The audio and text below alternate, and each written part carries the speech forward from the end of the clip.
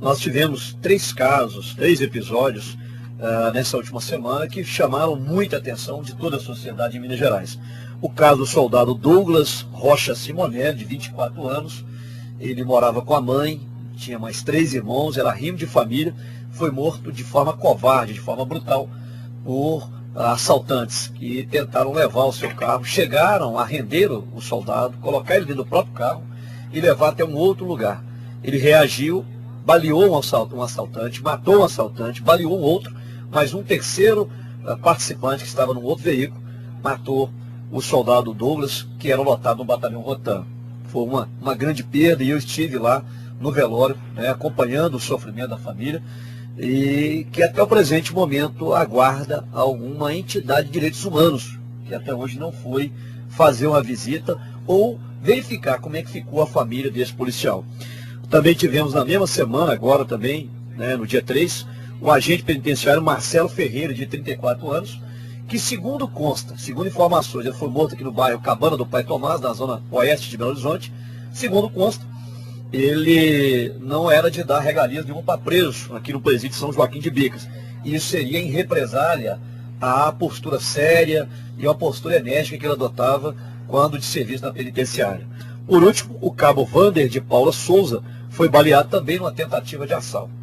Somando-se a isso, nós devemos deixar claro aqui para o nosso telespectador que com a morte desses últimos 2 agentes, o agente penitenciário e o soldado Douglas, soma-se 136 servidores nos últimos 7 anos.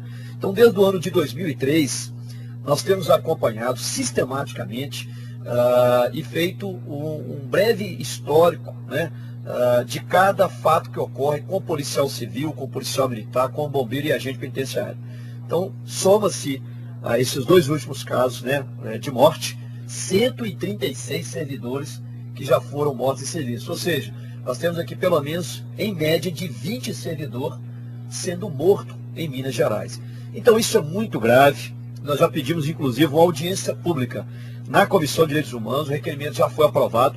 Nós vamos pedir ao presidente da comissão, o deputado Doval Anjo, para que marque imediatamente essa audiência para tratar exatamente dessa questão, para que a gente possa, nesta audiência pública, tentar diagnosticar e tentar também desenvolver políticas públicas no sentido de prevenção.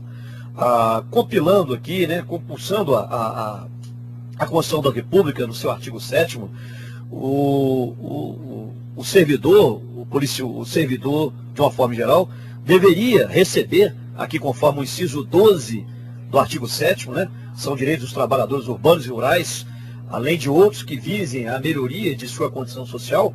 O inciso 12, a redução dos riscos inerentes ao trabalho por meio de normas de saúde, higiene e segurança. Então, até hoje, os policiais em Minas Gerais, policiais civis, militares, bombeiros e agentes penitenciários, não recebem o adicional periculosidade.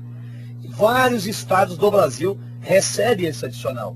E, infelizmente, o governo de Sergipe, há pouco tempo atrás, fixou até 2010 o pagamento de 30% do adicional periculosidade, o que vai elevar o piso salarial de um soldado para R$ 3.112 no estado de Sergipe, que é um estado pequeno e que está longe de ser comparado com o PIB do estado de Minas Gerais. Enquanto Minas Gerais, com o último reajuste, nós tivemos o piso elevado para R$ 1.775. Então, são situações que a gente, obviamente, vem falar aqui da questão da morte de policiais, mas é preciso falar da condição de trabalho dele e é preciso falar também dos direitos e garantias fundamentais.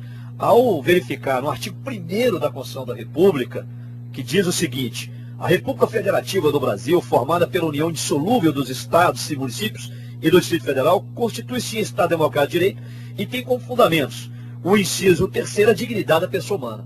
Então, a dignidade da pessoa humana desses servidores tem sido afrontada o tempo todo.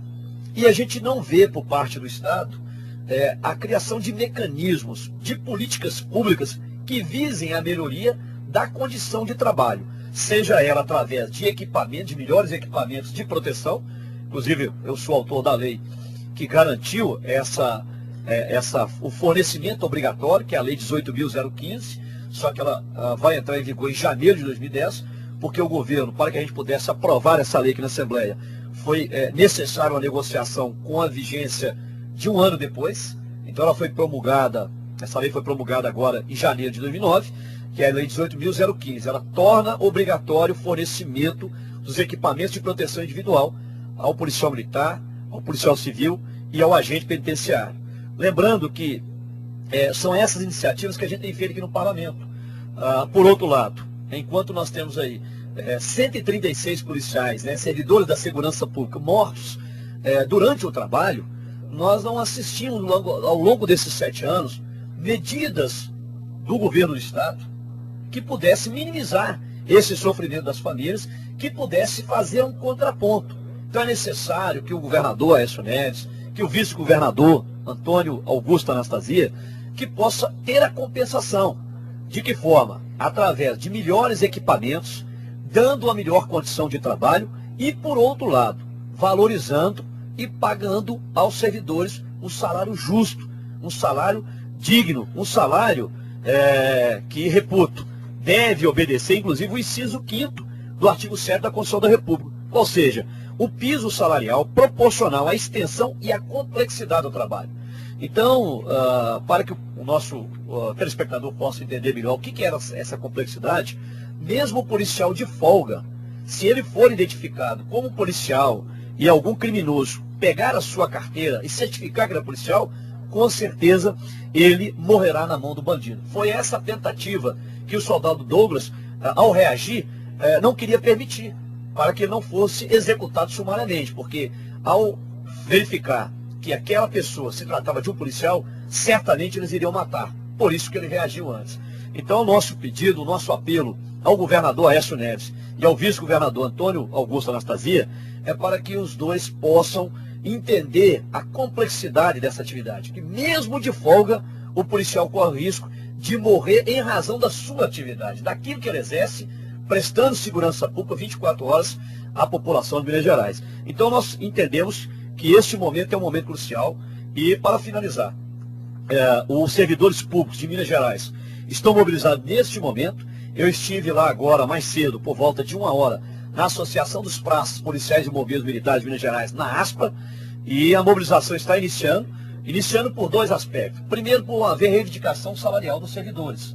E vai encontrar agora na Praça Afonso Arinos e vão subir em caminhada até a Praça da Liberdade, onde o conjunto de servidores da Polícia Civil já aguardam os demais servidores para uma grande manifestação que será feita aqui hoje na Praça da Liberdade, em Belo Horizonte. Okay. Além disso, nós queremos deixar claro que o governo precisa reavaliar essa condição do prêmio de produtividade, porque deixou fora não só os agentes penitenciários contratados, como também os aposentados do Estado. E isso significa a chamada quebra da paridade. Isso é muito ruim e o governador precisa atuar urgentemente para reparar esse sofrimento dos servidores públicos em Minas Gerais.